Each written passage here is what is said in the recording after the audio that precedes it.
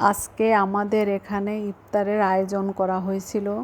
হে আল্লাহ, সকল মুসলমানের গুনাহ মাফ করার তৌফিক দান করো।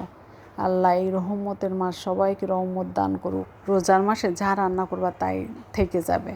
তো কি করব, তাই আজকে ভাবলাম কি একটু অন্য কিছু রান্না করি। তাই টক দিয়ে ছোটো মাছ রান্না করছি, টমেটো দিয়ে টক টক করে আর কি রান্না করছি। এটারে আমাদের দেশে এখানে বলে চুকা মুকা, কত রকম বলে আমি জানি না, তো কিছু আমি টকই বলি। এই বানাইছি, দেখো এটা ভাজবো। এই যে দেখো, এ দারুণ। দেখছো কি সুন্দর এ বানাইলাম আমি। তোমার নাম লিখবো? ওরে আমার সোনালে, দেখছো গাইস আমি এদিকে ফেলছি বেগুনি দিয়া। এখন বলে আমার নাম লেখো, তোমার নাম তো ইয়ে, তাই তো তোমার নাম লিখলাম। তোমরা কোনোদিন কি এরকম বেগুনি খাইছো? দেখো আমরা খাইছি, দেখো অবস্থা দেখছো। কোনো বেগুনি পাচ্ছিলাম না, তার খাইতে মনে চাইছে, তারপর নিয়ে আসছি। দেখো কি কোনালি বেগুন, তারপর খাইতে হবে। ভাজা পোড়া না খেলে জীবন বাঁচবে? রোজা না, রোজার মাস বলে কথা। রোজা, রোজার পর ইফতারি খুলতে হবে না, ভাজা পোড়া খাইতেই হবে, কারণ ফ্যাট বাড়াইতে হবে না, যত আছে বাজে জিনিস রোজার মাসে। মরিচ কেক এরকম করে বানাও তোমরা, বলো আমি সব সময় বানাই। আজকে তোমাদের সাথে একটু শেয়ার করলাম, কারণ আমি সব সময় এরকম মরিচ দিয়ে মুড়ি মাখাই খাই, আমার এত ভালো লাগে শেয়ার বলার মতো না। আজকে তোমাদের সাথে শেয়ার করলাম একটু। এই যে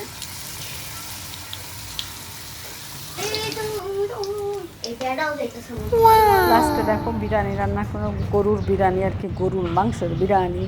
এই যে, তো আমার এত পছন্দ লাগে না ইফতারির পর, আমি একটু ছোলা খাই, আমার ভাল লাগে, আর চিরা খাই। তো এই বিরিয়ানি আনছে মেয়ের জন্য আর কি।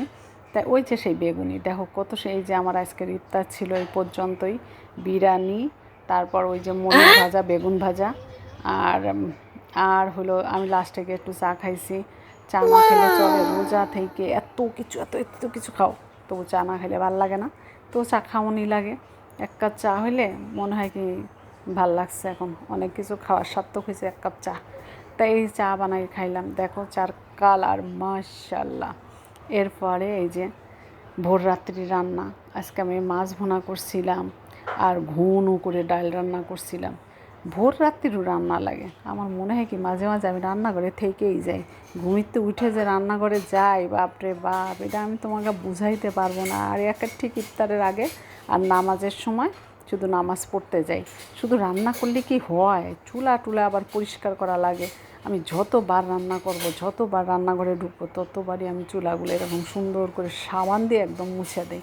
আমার ভাল লাগে না সকালবেলা এসে বুয়া একবার মুছে, আর আমি যত সময় রান্না করব তত সময় একটু পর পর পর পর পর মুছি না, আমাদের পরিষ্কার থাকলে, কারণ আমি তো রান্নাঘরের জীবন সঙ্গী, মহিলা মানুষ, সারাক্ষণ আমার মনে হয় কি রান্নাঘরেই থাকা লাগে, এই জন্য এগুলোও পরিষ্কার করি। এরপর দেখো আমার মেয়ে সন্ধ্যাবেলা বেলুনি নিজে নিজে এই যে ইমোজি আঁকাইছি, এত সুন্দর, আমার ভাল লাগছে। আমি তো আয় রে, তোর মাথার মধ্যে যে কত কি চলে রে ভাই, খুদা হাফেজ, ভালো থাকো।